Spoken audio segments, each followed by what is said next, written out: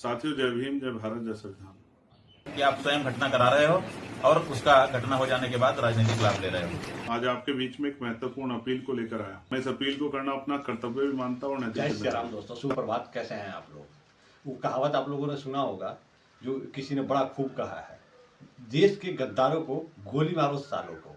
बिल्कुल उसने सही कहा था। और इसी तरह हमारे देश में दो चार वो ऐसा गद्दार है जो पार्टी भक्ति और अपने नेताओं को खुश करने के लिए कब क्या बोल जा रहा है उसको खुद समझ में नहीं आ रहा है। देश विरोधी ताकतों के सुर में सुर मिला दे रहा है, आतंकियों के सुर में सुर मिला रहा है। और उस तरह में एक दो नाम आपको बता देते हैं। एक नाम तो हमारे अपने ही बिहार का है, नाम है रवीश कुमार।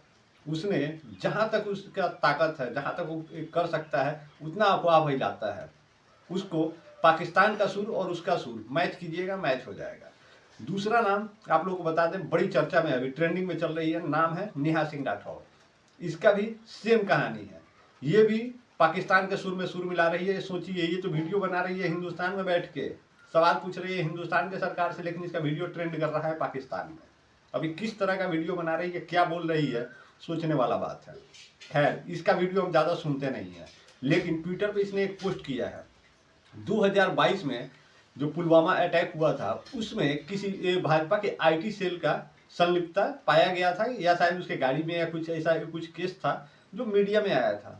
उस पोस्ट को इसने उठाया, न्यूज कटिंग को उठाया, और अभी 2025 में जो पहलगांव हमला हुआ है उस पर उसने पोस्ट करके और बाकायदा उस पर टैग लाइन देके उसने लिख दिया कि भाजपा के IT सेल का मेंबर धराया, और हैशटैग में पहलगांव अटैक। मतलब इसने उस मोशन को ही घुमा के इमोशन के साथ इधर जोड़ दिया। मतलब अफवाह फैला के किसी तरह इसको देश को बदनाम करना है। ये बीजेपी को नहीं, पूरे देश को बदनाम कर रही है। और ये किसके कहने पे और किसके इशारे पे चल रही है, ये सभी जानते हैं। इसका एक ही टारगेट है, कांग्रेस को किसी तरह सत्ता में लाना। और कांग्रेस को लाने के लिए ये कहीं भी कुछ भी कभी भी बक जाती है।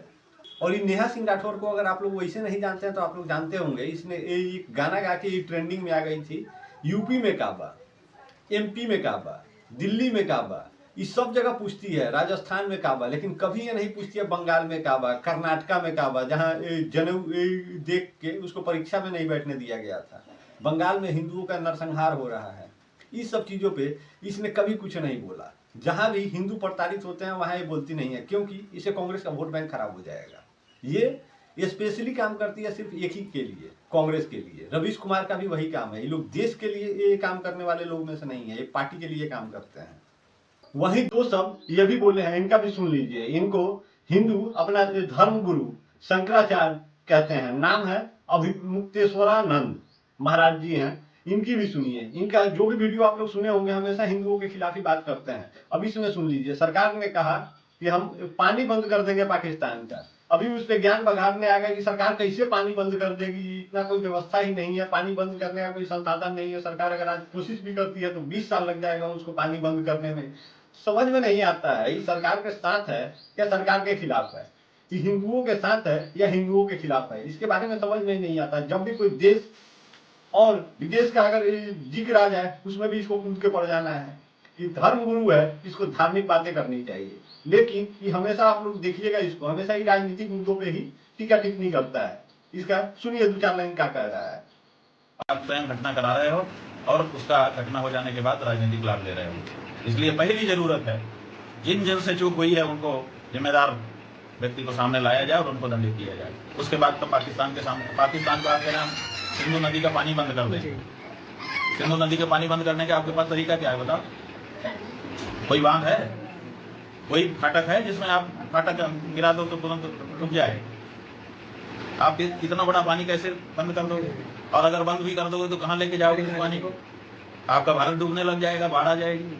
और आप कह रहे हो कि हमने सिंधु नदी, अब वो ये तरीका नहीं बताएंगे, भाषण ऐसा देंगे, ऐसी बढ़िया से बात पढ़ेंगे एंकर वहाँ पे बैठ करके। अभी हम आज शुरू करो तो कम से कम 20 साल लगेंगे व्यवस्था बनाने में, तब जा करके आप पानी रोकने के लिए समर्थ होगे। 20 साल तक आप कैसे एक ही कार्य को करते चले जाओगे?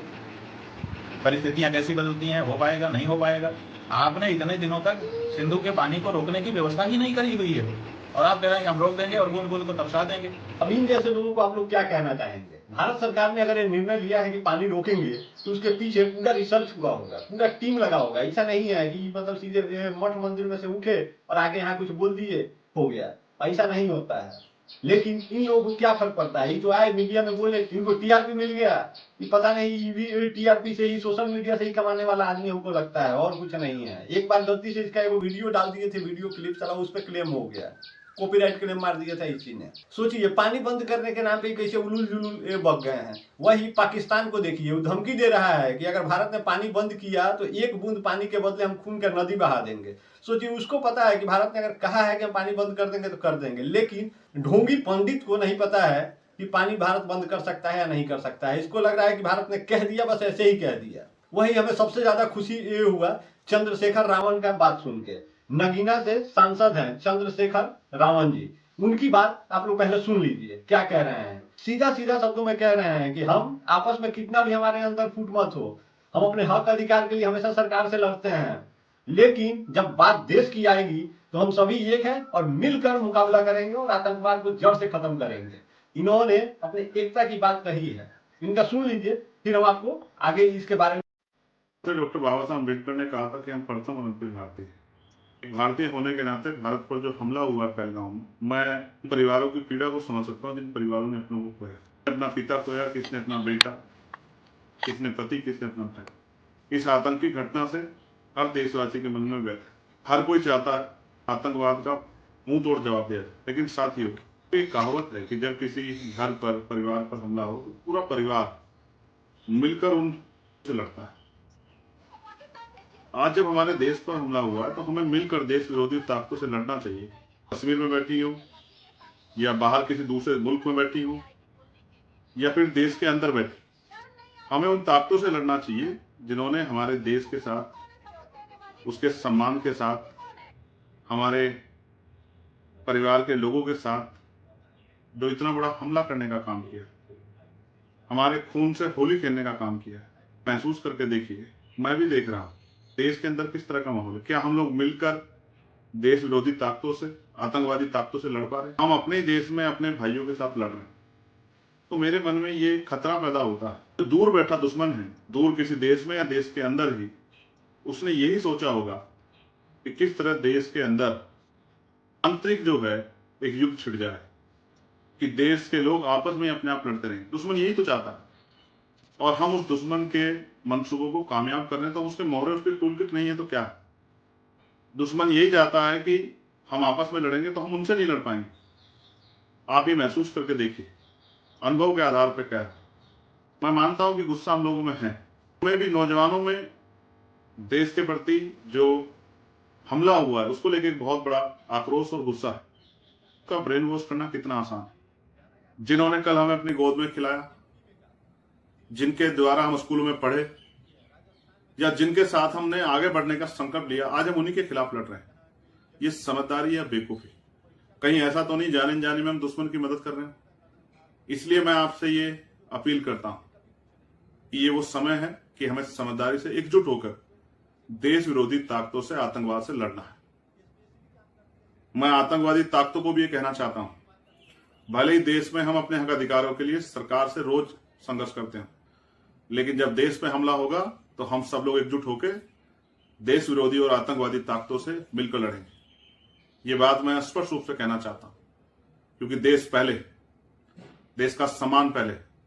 लेकिन मैं नौजवान भाइयों से अपील भी करता हूं कि दुश्मन की चाल में आके देश में अपने साथ रहने वाले भाइयों से ना लड़े और ऐसा माहौल ना बनाए कि दुश्मन बिना कुछ करे जीत जाए। मैं सरकार से भी अपील करता हूं, बहुत जल्द, इतना बड़ा हमला तो हो गया, बहुत जल्द अमरनाथ यात्रा आ रही है, उसकी सुरक्षा के पुख्ता इंतजाम करें जिससे श्रद्धालुओं पर कोई खतरा ना बने। और जो आतंकवादी जिन्होंने ये घटना को अंजाम दिया है, हमारे खून से होली के लिए, उनको बिल से निकालकर ऐसी कठोर से कठोर सजा दें कि दोबारा कोई इस तरह की घटना करने से पहले 1000 बार सोचे। लेकिन साथ साथ मेरी देशवासियों से अपील है कि जो दुश्मन चाहता है वो ना करें, अपने भाइयों से ना लड़ें। आप सभी का बहुत बहुत आभार। मेरी ये राय इसलिए है क्योंकि मैं भारत का जागरूक नागरिक हूं और आपसे भी अपील करता हूं कि समझे कि हमारे देश के साथ कोई खेल तो नहीं हो रहा है।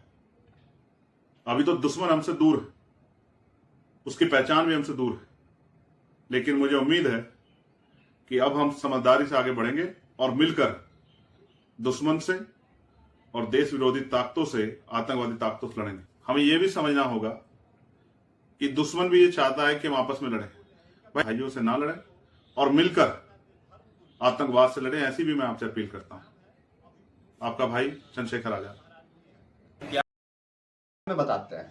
इन्होंने जो बात कहा है बिल्कुल स्पष्ट और सही बात कहा है। हमारे परिवार में कितना भी फूट मत हो, कितना भी लड़ाई झगड़ा हो, कुछ भी हो, आपस में है थोड़ा बहुत तो चलता है, भाई भाई में चलता है। यहाँ तो पूरा देश का बात है। यहाँ पे कितने जाति, कितने धर्म के लोग रहते हैं, फिर भी ये हमें फूट मत नहीं होगा, होगा बिल्कुल होगा। लेकिन जब बात आमने सामने की होगी और विदेशियों की होगी, बाहर से कोई आक्रमणकारी हम पे हमला करेगा तो हम सभी एक हैं। पहले तुम्हारा मुंह तोड़ा जाएगा और याद रखना बक्सा किसी को नहीं जाएगा। अरे हम तो कहते हैं कि जितने भी गद्दार साले देश में छुपे हुए हैं, इनको पहले ढूंढो, इनको बिल से निकालो और चूहों को निकाल के कुत्ते की मौत मारो इनको पहले। उसके बाद हम लोग बाहर वाले से निपट लेंगे। पहले देश का गद्दार से खत्म होना चाहिए। देश में नेहा सिंह राठौर हो गई, रवीश कुमार हो गए, ऐसे ऐसे अभी मुक्तेश्वरानंद शंकराचार्य हो गए। इस तरह टाइप के लोग जो हैं, ये लोग देश के लिए बहुत घातक हैं। इन लोगों का ये वीडियो हिंदुस्तान में कम, पाकिस्तान में ज़्यादा चल रहा है। क्यों चल रहा है ये विचारणीय बात है, क्योंकि ये लोग सरकार के खिलाफ नहीं है। ये लोग जो बातें कर रहे हैं वो बिल्कुल देश के खिलाफ बात कर रहे हैं। जंग के मैदान में सभी एक होते हैं। सवाल जवाब सरकार से बिल्कुल हक है हमारा, बिल्कुल पूछना चाहिए। लेकिन कौन सा सवाल पूछना चाहिए और कब पूछना चाहिए, यही समझबूझ इनके अंदर नहीं है। पहलगाम में आतंकी हमला होता है, 26 लोग मारे जाते हैं, उनसे उनका धर्म पूछा जाता है। लेकिन नेहा सिंह राठौर को लगता है कि नहीं, धर्म पूछ के नहीं मारा गया है और ये देश में पहली बार नहीं हुआ है। इसी के आधार पर हमारे देश का टुकड़ा हो गया। और ये जो नेहा सिंह राठौर कह रही है कि ये धर्म की लड़ाई भाजपा ने छेड़ी है, धर्म की लड़ाई भाजपा ने नहीं छेड़ी है, इनके अब्बू नेहरू ने छेड़ी थी, जिससे देश बट गया, टुकड़े टुकड़े हो गए। लेकिन ये कभी सही सवाल नहीं पूछेगी, ये हमेशा एक तरफा बात करती है। अब आप लोग अपना राय प्रतिक्रिया दीजिए कि कौन सही है और कौन गलत है। और अगर वीडियो अच्छा लगा इसको शेयर कीजिएगा ताकि और लोगों तक पहुंचे और सभी को इसके बारे में जानकारी हो। और अंत में आप सभी से इतना ही कहना चाहते हैं कि हमारे परिवार में कितना भी लड़ाई हो, कितना भी झगड़ा हो, कुछ भी हो, हमारे हक अधिकार की बात है, वो सब चलता रहेगा। लेकिन जब बाहर का और गैरों का, दूसरे मुल्क का बात आएगा तो हम पहले उसका सीना कुचल देंगे, उसके बाद अपने हक अधिकार की बात करेंगे। बाकी जय श्री राम।